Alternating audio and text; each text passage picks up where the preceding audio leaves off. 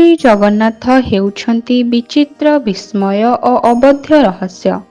ତାଙ୍କର ବୈଚିତ୍ର୍ୟରେ, ବୈଶିଷ୍ଟ୍ୟରେ, ରୂପରେ, ରୀତିନୀତିରେ, ବେଶଭୂଷାରେ ତଥା ପୂଜା ପଦ୍ଧତିରେ ଅନେକ ଗୂଢ଼ ଓ ମହାନ ତତ୍ତ୍ୱ ନିହିତ ରହିଛି। ସେଥିପାଇଁ ତ କୁହାଯାଇଛି ସର୍ବ ରହସ୍ୟ ପୁରୁଷୋତ୍ତମସ୍ୟ ଦେବଃ ନ ଜାନନ୍ତି କୁତଃ ମନୁଷ୍ୟ।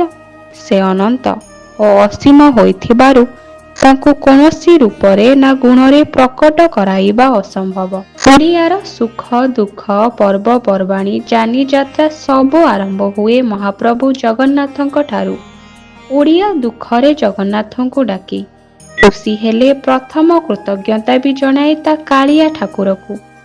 ଆଜି ହେଉଛି ଦାରୁଦିଅଁଙ୍କ ଦିବ୍ୟ ସ୍ନାନ ଯାତ୍ରା।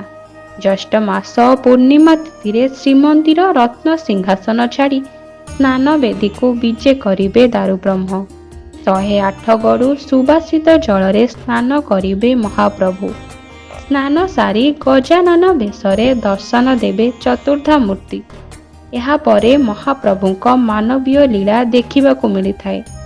ଅଧିକ ସ୍ନାନ ଯୋଗୁଁ ଜ୍ୱରରେ ପୀଡ଼ିତ ହେବେ ଶ୍ରୀଜୀଉ। ଶ୍ରୀମନ୍ଦିର ଅଣସର ପିଣ୍ଡିରେ ପ୍ରଭୁଙ୍କ ଗୁପ୍ତ ସେବା କରିବେ ଦଇତାପତି। ଏହି ସମୟରେ ଖଡ଼ିଲାଗି କରାଯିବା ସହ ଜ୍ୱର ପୀଡ଼ା ଲାଘବ ପାଇଁ ଶ୍ରୀଅଙ୍ଗରେ ଫୁଲୁରି ତେଲ ମାଲିସ କରାଯିବ। 10 ମୂଳ ମହୌଷଧି ସେବନ ପରେ ସମ୍ପୂର୍ଣ୍ଣ ସୁସ୍ଥ ହେବେ ବିଶ୍ୱ ବ୍ରହ୍ମାଣ୍ଡର ତ୍ରାଣକର୍ତ୍ତା। Bureau report, Swapna live.